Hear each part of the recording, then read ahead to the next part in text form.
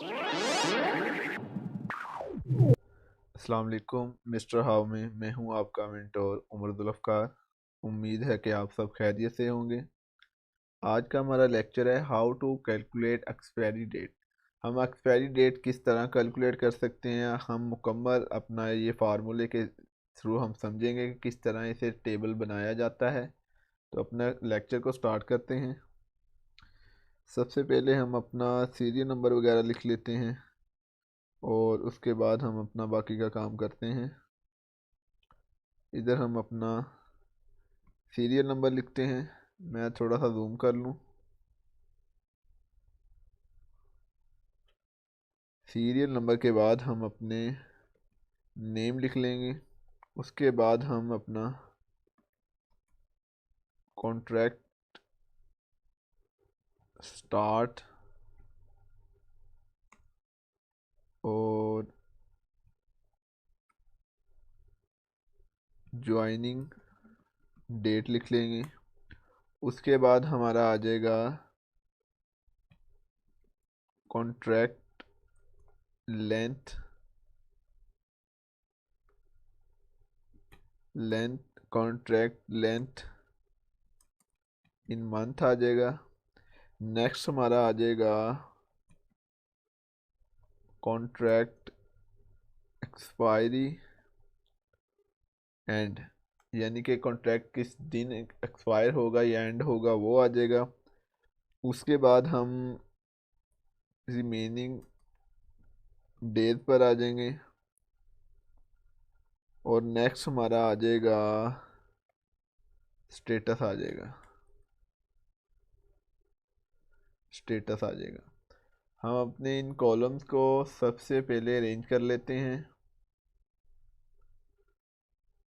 उसके बाद हम अपना काम स्टार्ट करते हैं।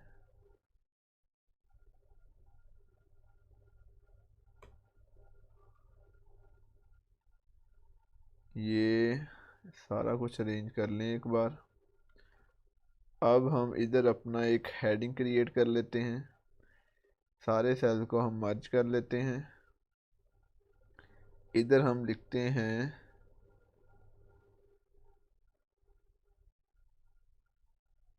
अपना ILM कॉलेज फैसलाबाद और नेक्स्ट हम इसको थिक बॉर्डर लगाएंगे, मिडल अलाइन करेंगे, इसे बोल्ड करेंगे और थोड़ा सा जूम करेंगे। मैंने कल आपको बताया था कि आपने अब प्रोफेशनल काम करना शुरू करना है। अपने काम की तरफ ध्यान दें, उसे अच्छे तरीके से करें। अब हम अपने इन हेडिंग को सेंटर अलाइन और मिडल अलाइन कर लें, बल्कि हम इसे लेफ़्ट अलाइन करते हैं और इसके बाद इन्हें बोल्ड भी कर लेते हैं। बोल्ड के बाद हम इन अपनी हेडिंग को एक अलहदा कलर दे देंगे। इसके बाद हम अपना काम स्टार्ट करते हैं। हम इधर अपनी सीरियल नंबर लिखते हैं।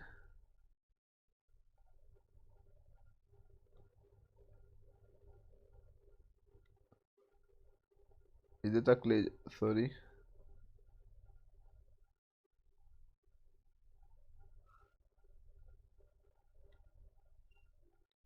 को हम इधर तक ले जाते हैं। हम कोई भी 11 नाम लिख लेते हैं अपने, जो भी सिलेक्ट हो गए हैं। अब इनको भी हम अरेंज कर लेते हैं। इधर हम अपने नाम लिखते हैं, वो कोई भी हो सकते हैं, आप अपनी मर्ज़ी से लिख लें। जिस तरह मैं इधर उमर, उमैर, सुमैर,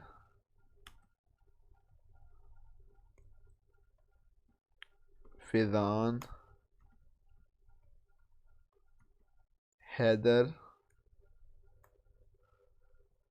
अली, अरशद,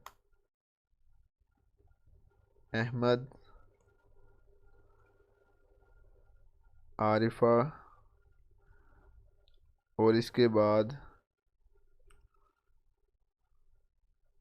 फायदा लिख लेंगे।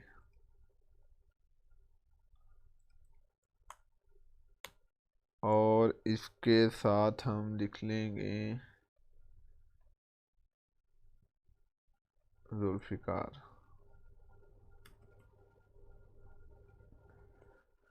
ये हमारे अब नाम हो गए हैं। इधर हम अपना कॉन्ट्रैक्ट डेट हम स्टार्ट करेंगे। कॉन्ट्रैक्ट डेट आपकी वो होगी जिस दिन आपको किसी भी एम्प्लॉय ने आपको ज्वाइन किया है, वो दिन क्या है, आपने वो डेट अपनी लिख लेनी है। आपने अपनी टू डे डेट का फार्मूला नहीं लगाना, वरना वो रोज़ ब रोज़ अपनी वो जो हर मतलब कि आज हम अपनी डेट लिखेंगे तो कल जब 24 घंटे पूरे होंगे तो वो आपको कल वाली डेट शो करवाएगा। आपने मैनुअली इस पर अपनी डेट लिखनी है। हमारे फार्मूला जो हैं वो काम कब करेंगे, वो जब कॉन्ट्रैक्ट एक्सपायर एंड होगा तब हमारे फार्मूलाज काम करेंगे। और फार्मूला रिमेनिंग डेज पर काम करेंगे और स्टेटस पर काम करेंगे। अब हम इसको थोड़ा सा प्रोफेशनली अरेंज कर लें। एक तो इधर बॉर्डर लगा देते हैं, ठीक, और साथ में हम इसको ऑल बॉर्डर भी लगाएंगे। काम को अब हमने प्रोफेशनल लेवल पर लेके जाना है। इस सब को हम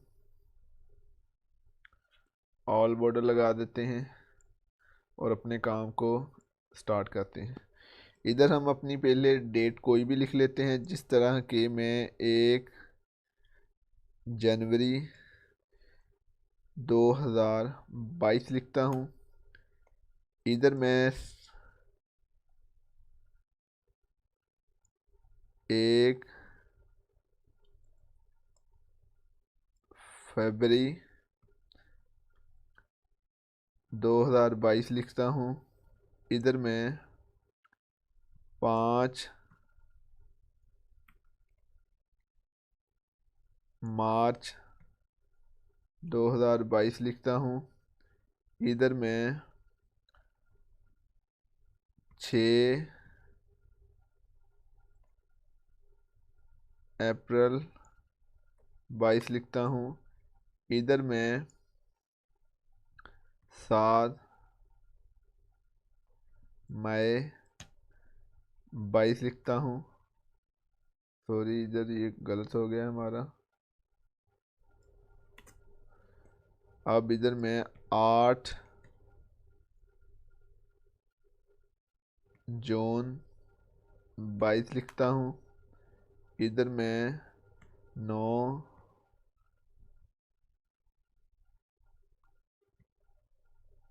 जुलाई 22 लिखता हूँ।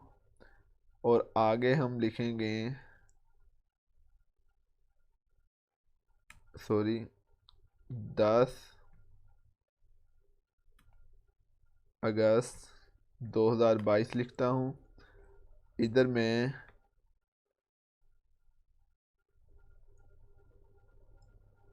11 सितंबर 2022 लिखता हूँ। इधर 13 अक्टूबर 2022 लिखता हूँ। और इधर मैं एक कोई डेट वो लिखूँगा कि जो कि बहुत ही पुरानी हो, बल्कि इधर मैं एक दो, जिस तरह मैं ये वाली डेट लिख लूँगा 2021 की। और एंड वाली भी मैं अपनी थोड़ी सी चेंज करूँगा, वो मैं आपको बताऊँगा कि मैंने इस तरह क्यों किया है। इधर मैं लिख लूँगा 14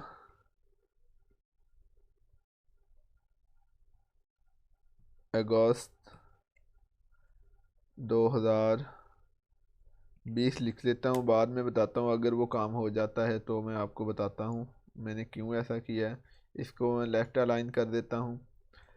अब कॉन्ट्रैक्ट डेट हमने इधर वो लिखनी है कि हमारा अपने एम्प्लॉय के साथ जो हमारा नया एम्प्लॉय आया है उसका कॉन्ट्रैक्ट जो हमने किया है वो कितने मंथ का किया है, साल का हुआ है, 6 मंथ का हुआ है, 2 मंथ का हुआ है, वो सारा हमने इधर लिखना है। तो हम इधर अपना कॉन्ट्रैक्ट को मंथली वाइज लिखते हैं कि वो क्या है। जिस तरह के हमारा उम्र के साथ कॉन्ट्रैक्ट हुआ है 12 मंथ का, यानी कि 1 साल का। और हमारा आगे हुआ है कॉन्ट्रैक्ट हमारा 14 मंथ का, इस तरह मैं कोई मैनुअली यानी कि डमी वैल्यू हम कोई भी लेंगे, आप किसी तरह भी ले सकते हैं। किसी का 3 साल का हुआ है और किसी का आप लगा लें 20 मंथ का हुआ है, किसी का 18 मंथ का हुआ है, किसी का 19 मंथ का हुआ है। आपने कोई भी अपनी डमी वैल्यू लिख लेनी। 18 मंथ का हुआ है, फिर किसी का 22 मंथ का हुआ है, किसी का 24 का हुआ है, किसी का 25 का हुआ है, किसी का फिर 12 लिख लेते हैं। कोई भी वैल्यू हमने अपनी एक्सपायरी लिख ली है, जो कि इसको मैं मिडल सेंटर अलाइन करता हूँ। अब हमने क्या करना है, हमारा अब पहला फार्मूला लगेगा कि वो किस तरह हमने फार्मूला को यूज़ करना है। इसके लिए हम ई डेट का फार्मूला यूज़ करेंगे। हमने अपना कॉन्ट्रैक्ट को जब हमने एक्सपायरी और एंड इसका यानी कि एक्सपायरी और एंड सेम एक ही चीज़ है। मैंने दो इसलिए लिख ली कि आप कुछ भी लिख सकते हो। एक्सपायरी मालूम करने के लिए हमें ई डेट का फार्मूला यूज़ करना होगा, क्योंकि इस वक्त हम डेट्स के हिसाब से हम एक्सपायरी यूज़ कर रहे हैं। तो इधर सबसे पहले हम अपना फार्मूला स्टार्ट करेंगे और ई डेट लिखेंगे, टैब दबाएंगे और अपने फार्मूले को स्टार्ट करेंगे। सबसे पहले आपने ज्वाइनिंग डेट जो आपकी है कॉन्ट्रैक्ट स्टार्ट जब आपका हुआ है वो आप लिखेंगे। उसके बाद आपने क्या करना है, कोमा लगाना है और आपका अगला जो स्टेप होगा वो होगा कॉन्ट्रैक्ट लेंथ इन मंथ। जो मंथ के हिसाब से आपने जितने मंथ का आपका कॉन्ट्रैक्ट हुआ है आपने वो अपना सेल यानी कि कॉन्ट्रैक्ट लेंथ इन मंथ वाले सेल को सिलेक्ट करना है, जो कि D3 यानी कि बनता है। उसके बाद आपने अपनी ब्रैकेट को क्लोज करना है और जस्ट एंटर दबाना है। आपके पास कुछ नंबर्स आ जाएंगे। ये नंबर बेसिकली आपकी डेट है। आपने इधर क्या करना है, आपने अपने सेल पर जाना है। मैंने आपको सेल फॉर्मेट का आपको बताया था कि आपने किस तरह जाना है। आपने राइट क्लिक करना है। बाद लोगों के पास ये नंबर्स नहीं आएंगे, डायरेक्ट डेट आ जाएगी। लेकिन क्योंकि उनका वो फॉर्मेट डेट पर हुआ होगा, आपका नंबर पर फ़िलहाल है, तो आपने क्या करना है, अपने सेल पर जाकर राइट क्लिक करके आपने फॉर्मेट सेल को क्लिक करना है और इधर आपने अपना डेट पर जाकर अपनी डेट सेलेक्ट करनी है जो कि हम अपने लेक्चर्स पर यूज़ कर रहे हैं। आप मैं ये सेकंड वाली करूँगा, सेकंड लास्ट को, और ओके करूँगा। वो देखें आपकी जो एक्सपायरी डेट उसने बता दी है कि 1 जनवरी 2022 को वो यानी कि हमारा कॉन्ट्रैक्ट स्टार्ट होता है। और आप देख लें कि 12 मंथ बनते हैं। 1 जनवरी 2023 को पूरे 12 मंथ बनते हैं। आप इस पूरे सेल को आप सेंटर अलाइन या आप बल्कि लेफ़्ट अलाइन कर लें, ताकि हम अपने वो जो हमने अपना एक मिशन लिया था कि हमने अपने लेक्चर को अच्छे से समझना है और इसकी असाइनमेंट को प्रॉपर और प्रोफेशनल तरीके से करना है। इसके बाद हम क्या करेंगे, अब आपने जस्ट सिंपली क्या करना है, आपने इसको नीचे तक ड्रैग कर देना है और आपका वो देखें आपके फार्मूला बिल्कुल एक्यूरेट लग जाएंगे। इधर हम क्या करेंगे, हम 22 कर देंगे तो वो आपका पूरा लग जाएगा। अगर आप चाहते हैं कि आप मैनुअली अपने हर सेल पर फार्मूला लगाएं, उससे क्या होगा कि आपकी जो प्रैक्टिस होगी वो ज़्यादा से ज़्यादा होगी और आपको फार्मूला आपका समझ आ जाएगा। तो काइंडली मेरी आपसे गुजारिश है कि आप हर सेल पर अपना फार्मूला मैनुअली लगाएं, क्योंकि आपने ऑटोमेटिक काम को समझ तो लिया है, लेकिन ये इस लेक्चर को बताने का समझाने का मकसद यही है कि आप मुकम्मल तरीके से प्रोफेशनल बन जाएं। तो आपने क्या करना है, हर सेल पर अपना मैनुअली फार्मूला लगाना है। इसके बाद हमारा आ जाएगा, हमने रिमेनिंग डे निकालने हैं। वो रिमेनिंग डेज कितने होंगे हमारे, उसके लिए हम क्या करेंगे, हम इधर एक फार्मूला स्टार्ट करेंगे। फार्मूला क्या होगा, सबसे पहले आपने फार्मूला स्टार्ट करना है। उसके बाद आपने इधर वो सेल सेलेक्ट करना है जिस पे कॉन्ट्रैक्ट एक्सपायरी एंड हमारी आ रही है, क्योंकि हमने एंड शुरू और एंड से देखकर ही हम अपने दिन निकाल सकते हैं। हमारे पास कोई दो वैल्यूज़ होंगी तो अपने दिन निकाल सकेंगे। तो सबसे पहले हमने कॉन्ट्रैक्ट एक्सपायर एंड को आपने सेलेक्ट करना है। उसके बाद आपने उससे आपने माइनस कर देना है टू डे डेट से, और आपको फार्मूला टुडे डेट का पता है, आपने माइनस करना है और एंटर दबा देना है। आपके पास ये देखें मेरे पास डायरेक्ट डेट आ गई है उसकी, लेकिन बाद लोगों के पास दिन आ जाएंगे और बाद के पास डायरेक्ट डेट आ जाएगी। तो हमने इधर क्या करना है, सिंपली अपने इसको हम एक तो लेफ़्ट अलाइन कर लेते हैं और साथ में इस सेल को आपको फॉर्मेट सेल का बता दिया गया है पहले से। आपने फॉर्मेट सेल पर जाना है और नंबर्स पर जाकर आपने ये डेसिमल जितने प्लेसेस हैं आपने वो कम कर देने हैं और आपने ओके कर देना है। वो देखें आपके पास 64 डेज आ रहे हैं। आपने इसको एक तो सेंटर अलाइन कर लेना है और साथ में आपको मैंने फिर बताया था कि आपने ये मैनुअली सारे फार्मूला लगाने हैं। आपके पास 64 डेज रिमेनिंग आ रहे हैं। अब आपने क्या करना है, आपने मैनुअली हर सेल पर अपना फार्मूला लगाना है और जस्ट आपने, मैं आपको टाइम क्योंकि ज़्यादा हमारा लेक्चर लंबा ना हो तो मैंने आपको सिंपली इस तरह बता दिया है। इधर मैंने आपको कुछ डेट्स का बताया था कि मैं डेट्स का डिफरेंट बता रहा हूँ को 12 मंथ की हमारी यानी कि जो हमारा था कॉन्ट्रैक्ट था, और ये कॉन्ट्रैक्ट था 14 अगस्त 2020 को। 2020 के बाद कॉन्ट्रैक्ट ख़त्म हुए हमें -441 दिन हो चुके हैं। ये मैंने इसलिए बताया था कि हमें पता चले कि जो हमारे पिछले पास्ट में गुजर चुके हैं कॉन्ट्रैक्ट्स जिनके, उनको हमारे से यानी कि हमारे इदारे को छोड़े हुए कितने दिन हो गए हैं। अब इसके बाद हमने क्या करने हैं, हमने स्टेटस निकालने अपने हर एम्प्लॉय का कि आया कि वो उस एम्प्लॉय के कितने दिन बाकी हैं, कितने रह गए हैं, या जो भी उसके पास यानी कि बकाया जात रह गए हैं। हम क्या करेंगे, इधर आएंगे। मैं चाहता हूँ कि हमारे पास किसी कॉलम में या किसी सेल में 30 दिन से कम दिन भी आए और यानी कि 5 दिन से कम भी दिन आए। तो इसके लिए मैं क्या करूँगा, मैं इनके जो कॉन्ट्रैक्ट है हम उसको कम करेंगे। यानी कि ये 14 मंथ का कॉन्ट्रैक्ट था, मैं इसे 2 मंथ में करूँगा तो वो माइनस में आ रहा है। मैं इधर आऊँगा, इसे 5 मंथ का करूँगा तो -120 आ रहा है। इधर मैं 9 मंथ का करता हूँ तो 3 दिन आ रहा है। ये तो हमारी वैल्यू क्लियर होगी।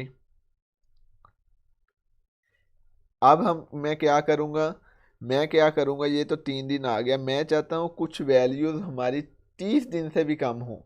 तो उसके लिए मैं ये 36 मंथ को मैं क्या करूँगा, मैं 12 मंथ पे ले जाता हूँ, ये 127 हो जाता है। इसको मैं 9 मंथ पर ले जाता हूँ, 37 हो जाता है। अब मैं इसको 8 मंथ पे ले जाता हूँ तो ये 7 दिन रह जाते हैं। इसको मैं 9 दिन पर ही ले जाता हूँ और इधर मैं 5 की बजाय 15 दिन कर देता हूँ, बल्कि 15 दिन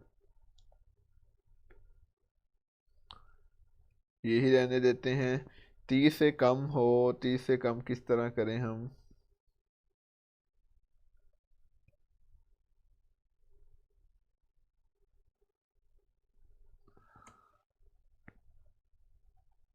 और इधर मैं ले जाता हूँ 25। ये देखें हमारे 27 दिन हो गए। ये करने का मकसद क्या था, ये मैं आपको बताता हूँ कि मैंने ये काम क्यों किया, ताकि आपको मुकम्मल पता चल सके कि हमने क्या क्या आगे करना है। क्योंकि एक टेबल को मुकम्मल क्रिएट एक बार करना मुश्किल होता है, बाद में हर काम हमारा आसान हो जाता है। इधर मैं थोड़ा सा आपको मर्ज करने के बाद एक जस्ट अपना कोई भी मैं ये कलर फिल कर देता हूँ। हमारा मेन काम इधर होगा। इधर हमने क्या करना है, हम चाहते हैं कि हमारा जो जो भी क्लाइंट है या एम्प्लॉय है जिसका 5 दिन से कम दिन रह रहे हैं, तो हम उधर लिखते हैं कि वो एक्सपायर, एक तो ज़ीरो से कम है यानी कि ज़ीरो हो गया है तो वो तो एक्सपायर्ड हो गया है, कॉन्ट्रैक्ट एक्सपायर। एक हमारा आ रहा है कि 30 दिन से कम है, जिसके 30 दिन से कम है वो तो बेसिकली एक्सपायर्ड यानी कि एक्सपायर्ड सून आ रहा है उस पर। और जो 30 दिन से ज़्यादा है उसको हम कहते हैं यानी कि टाइम रिमेनिंग लिख देंगे उसके, या कोई और ओके लिख देंगे, या टू मच टाइम अभी लिख लेंगे, यानी कि कुछ भी हम कमेंट करेंगे जो कि वो लिखा आ रहा हो। इधर हमारे कोई ऐसी वैल्यू नहीं है जो कि ज़ीरो हो। अब मैं चाहता हूँ कि हमारी कोई वैल्यू ज़ीरो भी हो, तो हम अपनी कोई वैल्यू ज़ीरो करके देखते हैं कि वो कहाँ तक जाती हैं। इधर हम 19 की जगह हम 17 डेज लिख लेते हैं। 17 डेज की जगह हम इधर कुछ चेंजिंग करते हैं, एक कर लेते हैं, ये 3 आ जाएगा। इधर मैं 5 करता हूँ, और इधर मैं करता हूँ 19। -28 आ रहा है, बल्कि रहने दें वो, इसलिए कि माइनस जो 28 होगा वो एक्सपायर्ड हो चुका होगा।